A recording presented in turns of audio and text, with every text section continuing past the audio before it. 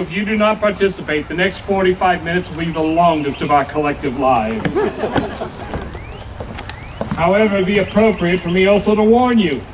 I am not the Marquis, I am not Mr. Jefferson, I am not Mr. Washington, and by the grace of God, I am not Mr. Patrick Henry. If you wish to run for the exits, now would be the appropriate time. But perhaps I should tell you who I am, but before I do that, let me find out a bit about you. First of all, where do you all hail from? Western Virginia. Western Virginia.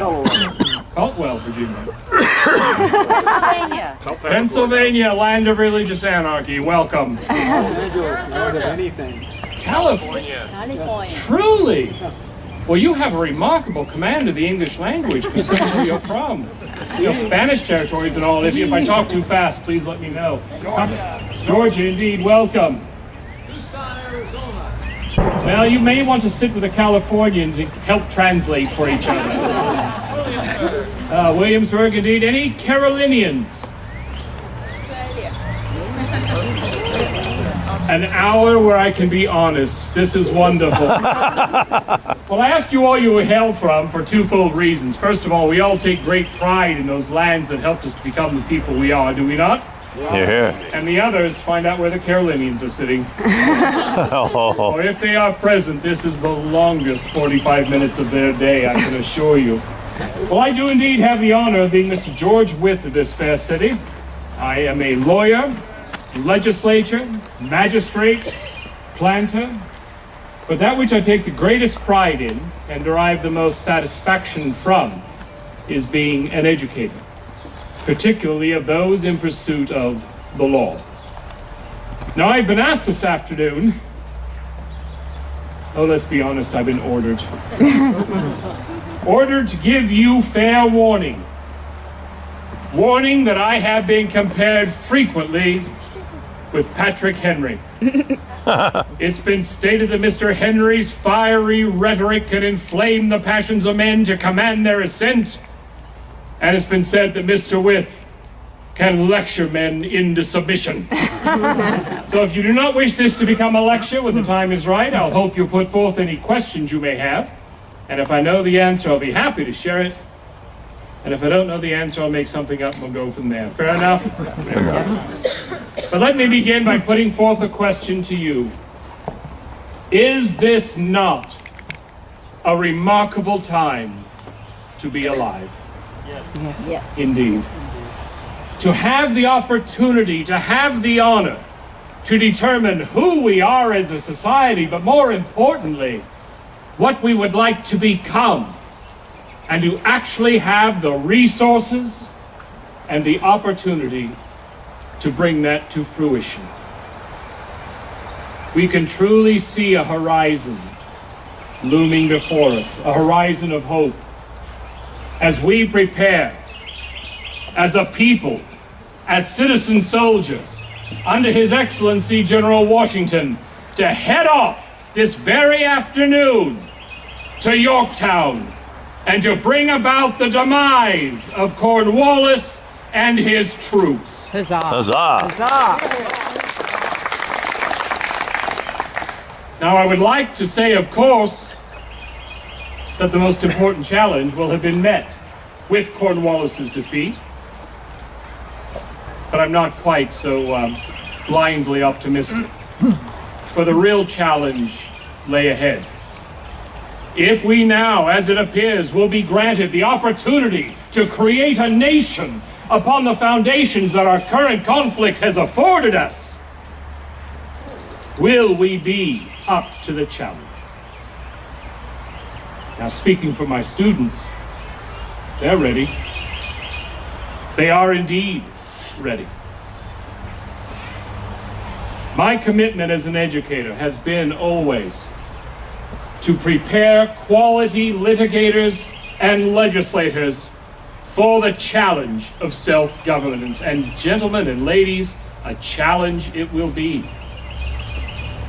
But I only hope that they will have learned the most important lesson from me, particularly those when we have sat in moot court in the Capitol building and they learned how to put forth their arguments in a trial before magistrates, but more importantly, the opposing house on the other side of the Capitol, the former House of Burgesses, now the House of Delegates, where they will sit as legislators, representing the people from their home territories to the utmost of their ability with one task and one task alone: to achieve as a representative body consensus through compromise.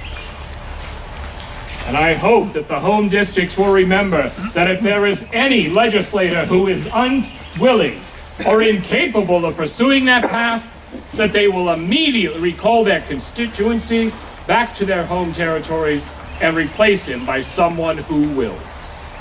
And the reason is quite simple. I have often been asked how many weapons it takes to bring down any society, great or small. And my answer is always the same, for it is based on historical precedent. You need but two tactics. Either one will eventually destroy a society, given enough time. But if you wish to expedite that destruction, utilize both at the same time. And they are: one, inflict as much partisanship into the political process as possible so the business of the people cannot be accomplished; and two, deny the population a comprehensive and quality education. For the corrupt throughout history have always taken advantage of the ignorance of the masses to their own ends and brought about the demise of the society they themselves hoped to profit from. I didn't say they were intelligent, I said they were corrupt. And that has been my goal as a mentor to the young men who are ready to take on this challenge. But those ideas did not come out of nowhere. Quite often they came out of my studies of the ancients. But they also came from discussions with my contemporaries, not the least of which is His Excellency General Washington. We have spent a great many evenings in my home talking about tomorrow, whether that tomorrow be the immediate day or further down the road. And it would be very easy for us to sit back and talk about our hopes and aspirations. Where's the challenge in that? We hope to be successful. Our aspirations are to build a quality society governed by a responsive and appropriate government. But we've decided that it's far more important to talk about the potential pitfalls and dangers which lie ahead. For if we are being granted an opportunity for the first time in the history of mankind to put forth such an experiment upon this mortal plane, we must avoid at all costs those dangers that have, well, destroyed and brought the demise of so many societies who have attempted such before. And we have actually isolated it to 4 areas, primarily, not in any particular order, but one is what I just mentioned. We must at all costs avoid partisan party politics. There will always be enough diversity in a free and open society based upon democratic ideals for everyone's voice, everyone's opinions to be heard. And yet, whenever party politics has become the rule of law in a society, well, the priorities of the party take precedence over the priorities of the people, and the society begins its own collapse. 2, we must at all costs avoid entanglements in foreign wars, particularly those that have no direct impact on our safety and security. And the example we use is the perpetual war between Great Britain and France. Should we choose to engage in this conflict, with which side do we favor? Our former brethren, contemporary enemies whom we hope to regain brotherly ties? Or our former enemies who are our current allies who could be our enemies once again?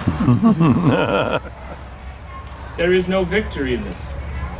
No common sense. 3, we must avoid at all costs pitting citizen against citizen, region against region. What keeps us strong as a society is the diversity that is inherent in that society. The example I use is a basket. Have you ever seen a basket of any strength where everything, all the reeds, go precisely in parallel with one another and Nope. has any strength? Nope. It simply falls apart. It's the nesting, the intertwining of the diversity in a society that will give that basket strength. We cannot pit east versus west, north versus south, rich versus poor, industry versus agriculture. Not against, but together.